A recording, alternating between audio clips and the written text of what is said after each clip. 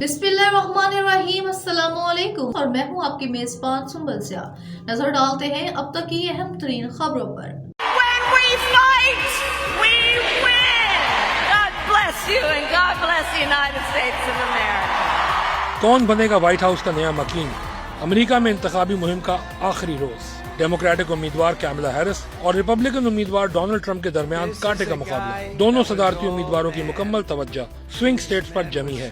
Harris Michigan में रैलियों में मसरूफ हैं और साबिक सदर पेंसिल्वेनिया, नॉर्थ कैरोलिना और जॉर्जिया के दरमियान घूम रहे हैं। जॉर्जिया और नॉर्थ कैरोलिना वो स्विंग स्टेट्स हैं जहां इवेंजिकल मसीहों की बड़ी तादाद रहती है। वैसे तो ये लोग रिपब्लिकन वोटर्स हैं, लेकिन इन कम्युनिटीज में नौजवानों की वजह से वोटिंग का रुझान बदल सकता है। इन नौजवानों की तर्ज में मईशत और मौसमियाती तब्दीली जैसे मसाइल अहम हैं। दूसरी जानिब अमरीकी रियासत मिशिगन में कैमला हैरिस उन इलाकों में जाने से कतरा रही हैं जहां अरब और मुस्लिम बाशिंदों की बड़ी तादाद रहती है। ये कम्युनिटीज पहले तो डेमोक्रेट्स की हामी रही हैं, लेकिन इस मर्तबा यहाँ के लोग इजराइल का साथ देने पर बाइडेन इंतजामिया से सख्त नाराज हैं। ट्रम्प भी इजराइल की हिमायत करते आए हैं, लेकिन डेमोक्रेट्स के इख्तिदार में होने की वजह से मुस्लिम वोटर्स उनके खिलाफ हो गए हैं और वो फलस्तीनी नस्ल कशी की वजह से कैमला हैरिस के खिलाफ वोट कर सकते हैं।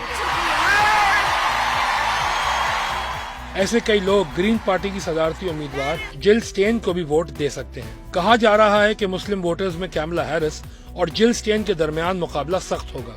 एक सर्वे के मुताबिक स्टेन को 42.3% मुस्लिम वोटर्स और हैरिस को 41% की हिमायत हासिल है, जबकि डोनाल्ड ट्रंप की सिर्फ 10% हिमायत कर रहे हैं।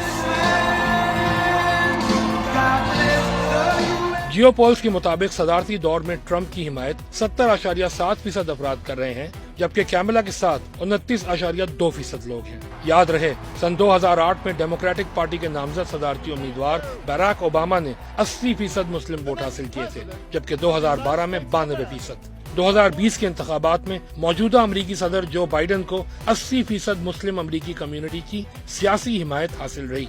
अब देखना है कि 5 नवंबर को मुस्लिम वोटर्स घरों से निकलकर किसके लिए वोट कास्ट करते हैं।